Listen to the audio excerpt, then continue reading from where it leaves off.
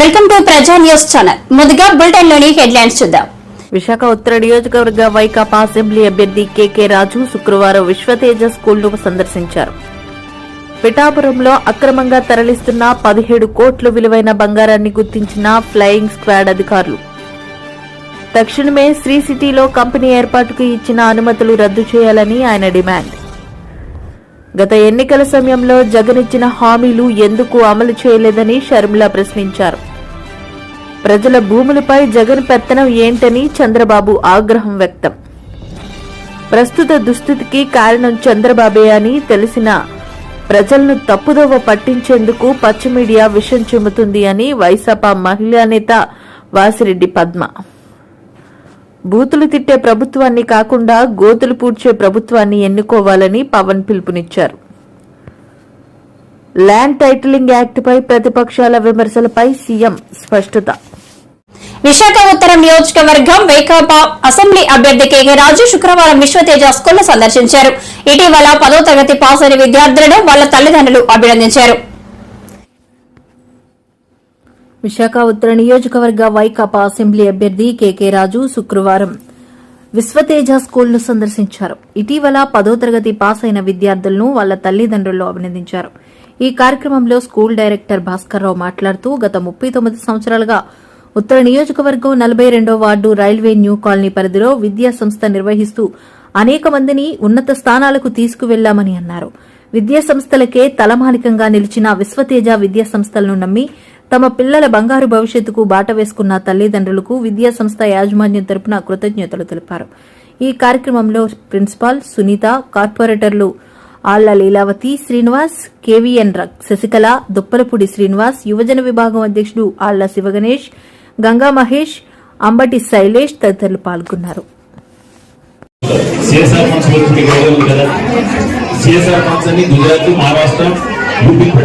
నేను recently fight చేసి locust నుంచి 35 కోర్స్ ఫండ్స్ 76 lakhs తీసుకొచ్చాను.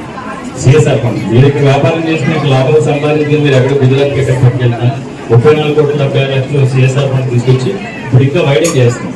అంటే దాన్ని ఎలా చేస్తున్నాం అంటే డివైడర్ లేకుండా ఇంకా వైడింగ్ చేసి ఏఎస్ఆర్ స్టాట్యూ సీతం గారి నుంచి ఏఎస్ఆర్ స్టాట్యూ నుంచి మ్యారిట్ వాటర్ వరకు కూడా వన్ సైడ్ వాకింగ్ ట్రాక్ వస్తుంది. Road one side walking track వస్తుంది.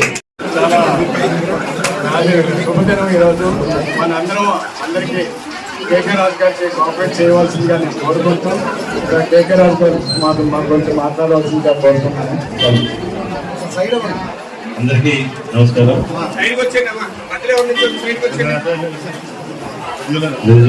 ఇక్కడికి ఆహ్వానించిన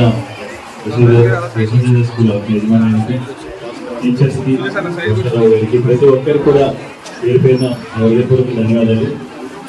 చాలా సంతోషం ఈరోజు మాకు మద్దతు తెలిపి ఇక్కడికి ఆహ్వానించి మీ ఆశీస్సులు అందించినందుకు మీ అందరికీ కూడా పేరుపైన హృదయపూర్వక ధన్యవాదాలు తెలియజేసుకుంటూ, మీ అందరూ కూడా ఒక అవకాశం కల్పిస్తే మీ అందరికీ కూడా తెలుసు. సరే, I Bhaskarrao, correspondent of Vishwateja school. మేము స్కూల్ స్టార్ట్ చేసి 35 years కంప్లీట్ అయిందండి. ఇంతవరకు ప్రతి సంవత్సరం మంచి రిజల్ట్ ఇస్తూ అందరూ పాస్ అయ్యేటట్లు చేస్తూ మంచి రిజల్ట్ ఇవ్వడం జరుగుతుంది. ఈరోజు మేమంతా ఇక్కడ పేరెంట్స్ మీటింగ్ కండక్ట్ చేయడం జరిగింది. హైయెస్ట్ మార్కులు వచ్చే వారికి మంచి అవార్డ్స్ ఇవ్వడానికి మన కేకే రాజు గారి చేతుల మీదుగా ఈరోజు అవార్డ్స్ ఇవ్వడం జరిగింది. అతను హైయెస్ట్ మార్కులు వచ్చినందుకు పేరెంట్స్కి, టీచర్లకి మన కేకే రాజు గారు అభినందించారు. వాళ్ళకి మా యొక్క నమస్కారాలు. మేము ప్రతి సంవత్సరం ఈ డిసిప్లైన్గా ఎడ్యుకేషన్ నేర్పించడం ఈ ఏరియాలో మా స్కూల్లో ఇటువంటి మీడియం ఏరియాలో ఫస్ట్ ఆఫ్ ఆల్ మంచి ఏరియాని సెలెక్ట్ చేసుకొని ఇటువంటి ఏరియాలోనే మన పిల్లల్ని డెవలప్ చేస్తే మనకు నేమ్ ఉంటుందని ఇటువంటి ఏరియాలో మేము 89లో స్కూల్ స్టార్ట్ చేయడం జరిగింది. అప్పటి నుంచి ఇప్పటి వరకు కూడాను విలువలతో కూడుకున్న విద్య అనేది పిల్లలకి అందజేయడం జరుగుతుంది. అలాగే ప్రతి వారం కూడా స్పోర్ట్స్ని కండక్ట్ చేయడం కానీ, వాళ్ళలో ఉండే పిల్లల యొక్క నైపుణ్యతని బయటకు రప్పించడం కానీ, అలాగే గేమ్స్కి నేషనల్ కానీ, డిస్ట్రిక్ట్ లెవెల్ కానీ, కబడ్డీ, వాలీబాల్, క్రికెట్ ఇటువంటి వీటిని కూడా మేము పంపించడం జరుగుతుంది. ఎవరైతే పేరెంట్స్ ఇంట్రెస్ట్ ఉన్న పేరెంట్స్ వాళ్ళ స్టూడెంట్స్ కూడా ఎన్సీసీలో జాయిన్ చేయడం కానీ, బార్ స్కౌట్లో జాయిన్ చేయడం కానీ ఇలా జరుగుతుంది. ఎవ్రీ డే 4 to 5 అనేది అదర్ యాక్టివిటీస్ అనేది మేము నేర్పించడం జరుగుతుంది. అలాగే ఈ స్కూల్ని డెవలప్ చేసుకుని వస్తున్నాం. ఇంత డెవలప్ అవడానికి మా యొక్క పేరెంట్స్ సహకారం, ఇక్కడ ఉండే నాయకులు, పెద్దవాళ్ళు అందరి సహకారంతో ఈ స్టేజ్ వరకు మా స్కూల్ వచ్చిందని వాళ్ళందరికీ నేను నా అభినందనలు తెలియజేసుకుంటున్నాను. ఈ స్కూల్లో ఆ స్కూల్ ఉండడానికి నేను గర్వంగా ఫీల్ అవుతూ ఇంకా మంచి ఎడ్యుకేషన్ ఇస్తూ ఈ ఏరియా పీపుల్స్ కూడా మంచి పిల్లలకు కూడా మంచి భవిష్యత్తు ఇచ్చి పంపిద్దామని నేను ఎంతో కృషి చేస్తానని మీ అందరికీ నా ధన్యవాదాలు తెలియజేసుకుంటాను. వైజాగ్ నుండి కాకినాడ వెళ్తున్నట్టుగా నిర్ధారించిన ఫ్లయింగ్ స్క్వాడ్. ఈ బంగారం ఎవరిది, ఎక్కడి నుండి ఎక్కడికి తరలిస్తున్నారు అనే కోణంలో విచారణ చేపట్టిన అధికారులు ఈ 17 కోట్ల విలువైన బంగారాన్ని పిఠాపురం తహసీల్దార్ కార్యాలయానికి తరలించిన అధికారులు. పిఠాపురంలో అక్రమంగా తరలిస్తున్న 17 కోట్ల విలువైన బంగారాన్ని గుర్తించిన ఫ్లయింగ్ స్క్వాడ్ అధికారులు. వైజాగ్ నుండి కాకినాడ వెళ్తున్నట్టుగా నిర్ధారించిన ఫ్లయింగ్ స్క్వాడ్ ఈ బంగారం ఎవరిది, ఎక్కడి నుండి ఎక్కడికి తరలిస్తున్నారనే కోణంలో విచారణ చేపట్టిన అధికారులు ఈ 17 కోట్ల విలువైన బంగారాన్ని పిఠాపురం తహసీల్దార్ కార్యాలయానికి తరలించిన అధికారులు.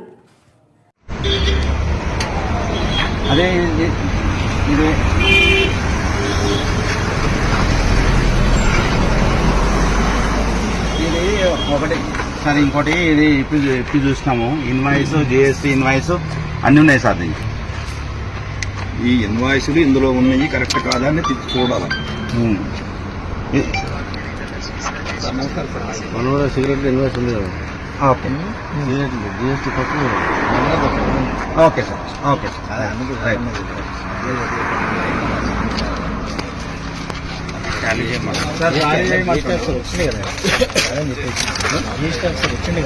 ఎక్కడికి వెళ్ళి వస్తుంది తీసుకొస్తున్నారు మీరే డ్రైవర్? డ్రైవింగ్ किधर जाना? किधर से आए? मुंबई से आए.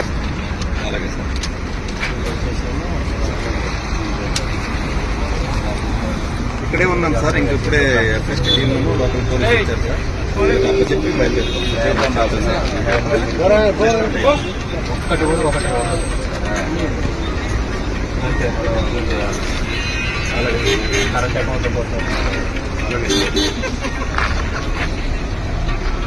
ఇక్కడికి వస్తుంటా సార్ మనం.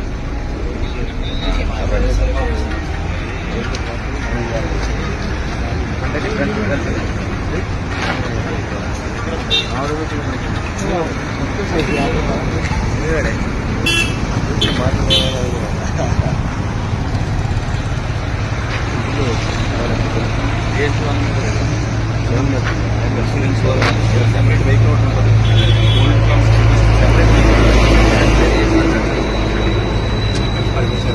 వెహికల్ పర్మిషన్ లేదు. అప్పుడైనా కానీ వెహికల్ ట్రాన్స్పోర్టేషన్కి క్యూఆర్ కోడ్ ఎలక్షన్ ప్రకారం క్యూఆర్ కోడ్ తీసుకొని లైన్ తీసుకొని వెళ్ళాలి. ఆ వెహికల్ లేవు. ఒక్కొక్క బిల్లు ఒక్కొక్క రకంగా ఉంది. ఒక్కొక్క రకంగా ఉంటుంది. టాలీ అవుతుంది. అన్నీ చెక్ చేసుకుంటే టాలీ అవుతుంది. దూరంగా అందరూ పడేటట్టు దూరం అతని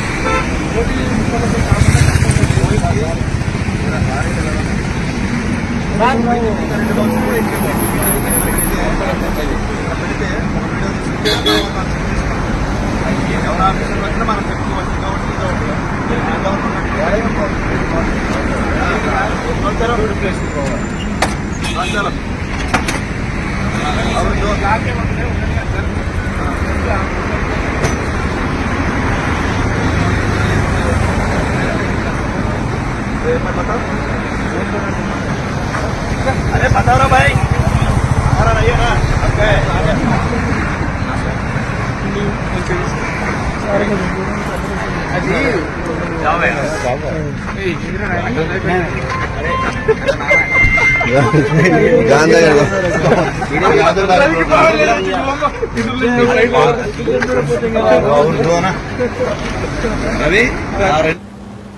ఏపీ రాష్ట్ర ప్రభుత్వం 2023లో ఎల్జీ పాలిమర్స్ కంపెనీ ఏర్పాటుకు పూర్తి అనుమతులు ఇవ్వడాన్ని సిఐటియు ఏపీ రాష్ట్ర ప్రధాన కార్యదర్శి సిహెచ్ నరసింహారావు తీవ్రంగా ఖండించారు. తక్షణమే శ్రీ సిటీ కంపెనీ ఏర్పాటుకు ఇచ్చిన అనుమతులు రద్దు చేయాలని ఆయన డిమాండ్ చేశారు.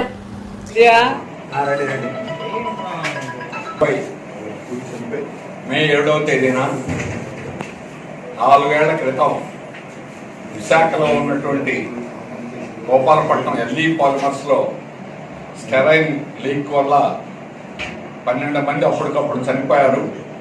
మరో 3 అదే కాలంలో చనిపోవడం జరిగింది. తర్వాత ఈ 4 ఏళ్ల కాలంలో 21 మంది చనిపోయారు. అత్యంత దుర్మార్గమైనటువంటి ఘటన ఇది. ఎల్జీ పాలిమర్స్ యొక్క హత్యలు తప్ప ఇది మరొకటి కాదు. కేంద్ర రాష్ట్ర ప్రభుత్వాలు వేసినటువంటి 6 కమిటీలు, అలాగే నేషనల్ గ్రీన్ ట్రిబ్యునల్, ఆంధ్రప్రదేశ్ హైకోర్టుతో సహా అన్ని కమిటీలు ఏకగ్రీవంగా ఎల్జీ పాలిమర్స్ యొక్క నిర్లక్ష్యం వల్లనే ప్రమాదం జరిగింది. కనీసం సైరన్ కూడా మోగించలేదు. లీక్ అయిన వెంటనే సైరన్ గాని మోగించుంటే ముందు ఎవరు ఒక్కరు కూడా చనిపోయి ఉండేవాళ్ళు కాదు. గ్యాస్ పూర్తిగా వెళ్ళిన తర్వాత మాత్రమే ఒక్కరు కూడా లేకుండా అక్కడ పారిపోవడం అనేటువంటి జరిగింది. 86 నుంచి అనుమతులు లేకుండా అవుట్డేటెడ్ ట్యాంకులు వాడారు. పర్మిషన్ లేవు, అనుమతులు లేవు. అన్ని కమిటీలు ఏకగ్రీవంగా యాజమాన్యం ఎల్జీ పాలిమర్స్ అత్యంత దుర్మార్గంగా, కిరాతకంగా వ్యవహరించిందని నిర్ధారణలు, రిపోర్ట్లు అనేటువంటిది ఇచ్చాయి. 50 కోట్లు డిపాజిట్ చేయమని 50 కోట్లు డిపాజిట్ చేయించారు. హైకోర్టు దగ్గర నేషనల్ గ్రీన్ ట్రిబ్యునల్ ఆదేశం ప్రకారం, సుప్రీంకోర్టు యొక్క ఆదేశం ప్రకారం డబ్బులు ఉన్నాయి. కానీ ఈరోజు బాధితులు చనిపోతూ ఉన్న దీర్ఘకాలికమైనటువంటి జబ్బులు వచ్చేటువంటి లక్షణాలు ఈ స్టెరైన్ గ్యాస్కి ఉంటుంది. అందువల్ల దాని నుంచి కాపాడడానికి ఇటువంటి చర్యలు తీసుకోవాలి. అప్పటికప్పుడు మసిబూసి మారేడుకాయ చేసినట్టుగా మంత్రులు, ఎమ్మెల్యేలు, ఎంపీలు బాధితుల ఇళ్లలో పడుకున్నట్టు, వాళ్ళ కోసం ఉన్నట్టు సూపర్ స్పెషాలిటీ హాస్పిటల్ పెడుతున్నట్టు, అలాగే హాస్పిటల్ అడావుడంతా చేశారు. అడావుడు చేశారు. కానీ వైసీపీ ప్రభుత్వం తర్వాత ఎటువంటి చర్యలు తీసుకోవడంలో అట్టర్ ఫెయిల్యూర్, ఘోరంగా విఫలమైనటువంటి చెందింది. ఈ 4 ఏళ్లలో ఎటువంటి చర్యలు తీసుకోలేదు. సూపర్ స్పెషాలిటీ కాదు కదా, పీహెచ్ కూడా పెట్టలేదు. ఒక డాక్టర్ కూడా లేరు అక్కడ.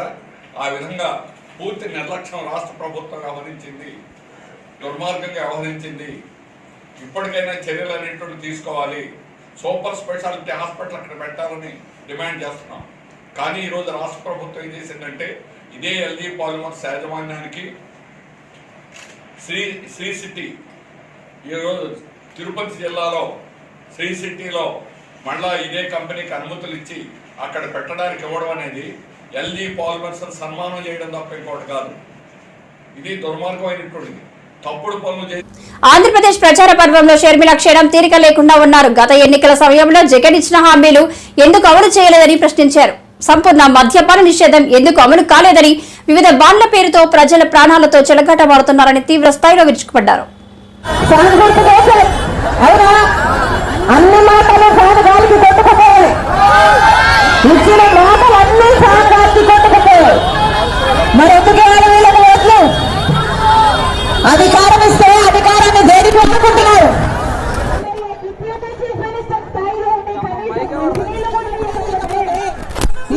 డిప్యూటీ మంత్రి ఎందుకు? ఎమ్మెల్యే అంతా ఎందుకు? ఎందుకు ఇచ్చినట్టు ఇక్కడున్న ఎమ్మెల్యే, ఇక్కడున్న మేయర్ రవీంద్రనాథ్ రెడ్డి గారు, మల్లికార్జున రెడ్డి గారు అందరూ భూదంతాలు చేస్తున్నారట. యథేచ్ఛగా ప్రభుత్వ భూములు సైతం కబ్జాలు చేస్తున్నారట. ఒక్క ఎంక్వైరీ అయినా పడిందా? రాజశేఖర రెడ్డి గారు ఉన్నప్పుడు జరిగిన అభివృద్ధి తప్పితే తర్వాత ఏదైనా జరిగిందా? కనీసం మంచినీళ్ళు ఇస్తున్నారా? కడపలో స్టీల్ ఫ్యాక్టరీ వచ్చిందా? రాజశేఖర రెడ్డి గారు ఉంటే అది పూర్తయిపోయి, రాజశేఖర రెడ్డి గారు వెళ్లిపోయాక 5 సంవత్సరాలు చంద్రబాబు గారు ముఖ్యమంత్రిగా ఉంటే మళ్ళీ శంకుస్థాపన జగన్ రెడ్డి ముఖ్యమంత్రి అయిన తర్వాత మళ్ళీ ఒకసారి కాదు 2 సార్లు వెళ్లి శంకుస్థాపన చేశాడు. కనీసం తట్టెడు మట్టి ఎత్తిపోయలేదా ప్రాజెక్టులు? ఒక ఇటుక మీద ఇంకో ఇటుక పెట్టలేదా ప్రాజెక్టులు? ఆఖరికి అది శంకుస్థాపన ప్రాజెక్టుగా తయారైంది Kadapa steel factory. Steel factory వచ్చిందా అంటే రాలేదు. అభివృద్ధి జరిగిందా అంటే కాలేదు. బిడ్డలకు ఉద్యోగాలు వచ్చాయా అంటే రాలేదు. మరి ఎందుకేయాలి వీళ్ళకి ఓట్లు? ఒక్కసారైనా ఎంపీ ఎవరు? అవినాష్ రెడ్డి ఒక్కసారైనా కడప స్టీల్ ఫ్యాక్టరీ కోసం కొట్లాడాడా? పార్లమెంట్ కి మీరు గెలిపించారు, ఒక్కసారైనా పార్లమెంట్ లో అడిగాడా? ఢిల్లీలో కొట్లాడాడా? మరి ఎందుకేయాలి వీళ్ళకు ఓట్లు? ఎందుకేయాలి వీళ్ళకు ఓట్లు? ఒకసారి ఆలోచన చేయండి. ఒక్క మాట కూడా నిలబెట్టుకోలేదు. ఇచ్చిన ప్రతి మాట కానగారికి కొట్టుకుపోయారు. మరి వీళ్ళు ప్రజల నాయకులు కాకుండా ఈరోజు వాళ్ళ కోసం స్వప్రయోజనాల కోసం ఈరోజు బీజేపీ పార్టీలో తొత్తులుగా తయారయ్యారు. బీజేపీ పార్టీలో మనకు 10 సంవత్సరాలుగా ప్రత్యేక హోదా ఇవ్వలేదు, పోలవరం ప్రాజెక్టు ఇవ్వలేదు, కనీసం ఒక రాజధాని ఉన్నా అంటే మన రాష్ట్రానికి ఒక రాజధాని కూడా లేదు, కడప స్టీల్ ఫ్యాక్టరీ ఇవ్వలేదు, మనకు ప్రత్యేక ప్యాకేజ్ ఇస్తామన్నారు ఎకనామిక్ బ్యాక్వర్డ్ ఏరియాస్ గుర్తించి, అదే ఇవ్వలేదు. ఏ ఒక్కటి బీజేపీ పార్టీ ఇవ్వకపోయినా అదే బీజేపీ పార్టీకి చంద్రబాబు గారు పొత్తు పెట్టుకున్నారు, అదే బీజేపీ పార్టీకి జగన్మోహన్ రెడ్డి గారు తొత్తయ్యారు. మరి వీళ్ళకి ఎందుకు ఓట్లేయాలి? బీజేపీ పార్టీ ఒక మతతత్వ పార్టీ కాదా? రాజశేఖర రెడ్డి గారు బీజేపీ పార్టీని వ్యతిరేకించలేదా? రాజశేఖర రెడ్డి గారు బీజేపీ పార్టీని ఎందుకు వ్యతిరేకించారు? ఎందుకంటే బీజేపీ పార్టీకి తెలిసిన రాజకీయం మత పేరుతో చిచ్చు పెట్టాలి, ఆ మంటలో చలిగాచుకోవాలి. బీజేపీకి తెలిసిన రాజకీయం ఒక మతాన్ని అవమానించాలి, ఇంకో మతాన్ని రెచ్చగొట్టాలి. ఇది బీజేపీ తెలిసిన రాజకీయం. మరి అలాంటి బీజేపీ పార్టీ గోత్ర విషయంలో రాజశేఖర రెడ్డి బీజేపీ పార్టీని ఎంత వ్యతిరేకిస్తే, అంత దులిపేస్తే, మరి మణిపూర్ లో జరిగిన సంఘటనలో జగన్మోహన్ రెడ్డి గారు పల్లెత్తి మాటన్నారా బీజేపీని? ఆఖరికి పార్లమెంట్ లో నో కాన్ఫిడెన్స్ మోషన్ పెడితే ఆర్థికంగా లిగిపోయిన చితికిపోయిన వారికి ప్రభుత్వం అండగా ఉంటే చంద్రబాబు చూసి ఓర్వలేక ఇబ్బందులు పెడుతున్నారు.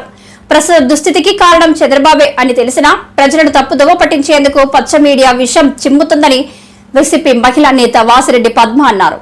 మీద పడి ఈ రోజున 3 నెలలుగా వాళ్ళ మీద పుంఖాలుగా మీరు రాయటం, చంద్రబాబు పురంధరేశ్వర లాంటి నాయకులు మాట్లాడడం, అసలు వాలంటీర్లు ఎందుకు ఇంటింటికి పింఛన్లు ఇవ్వాలని చెప్పి మాట్లాడింది మీరు కదా?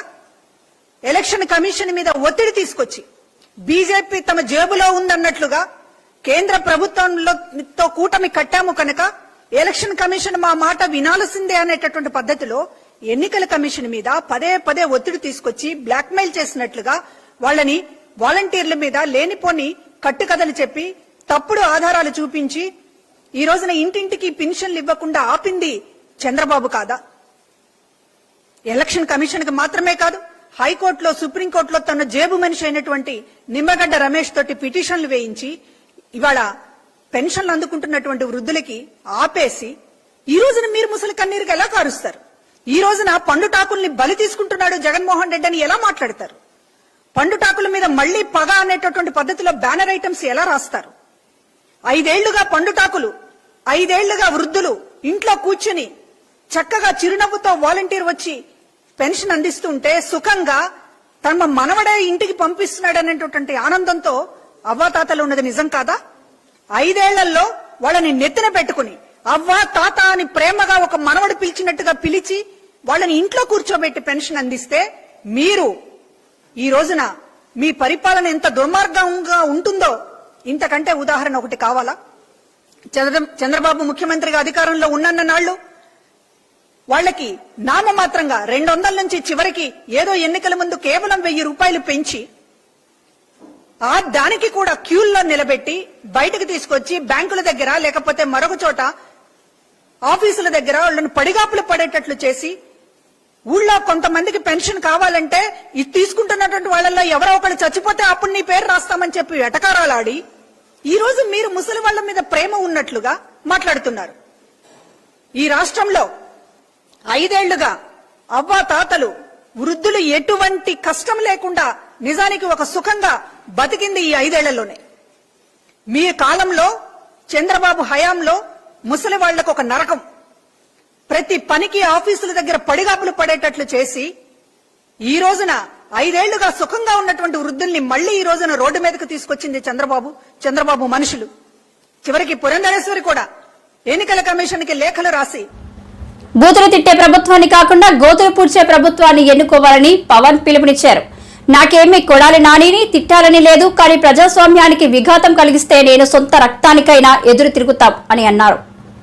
రాము వెనిగళ్ల గారు నేను కలిసి మన కృష్ణా జిల్లా గుడివాడ సమస్యల మీద మనస్ఫూర్తిగా మీ గొంతు మీ కష్టాలకి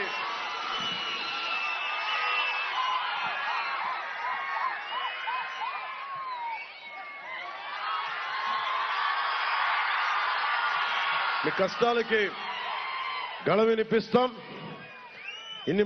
అలాగే ముఖ్యంగా మహిళలకి కీలకమైన కొన్ని అంశాలు చెప్తాను. ఇప్పుడు దాకా రాష్ట్రంలో జగన్ 1200 కోట్ల ఆరోగ్యశ్రీ బకాయిలు పడ్డ డబ్బులు ఇవ్వాల హాస్పిటల్స్ కి.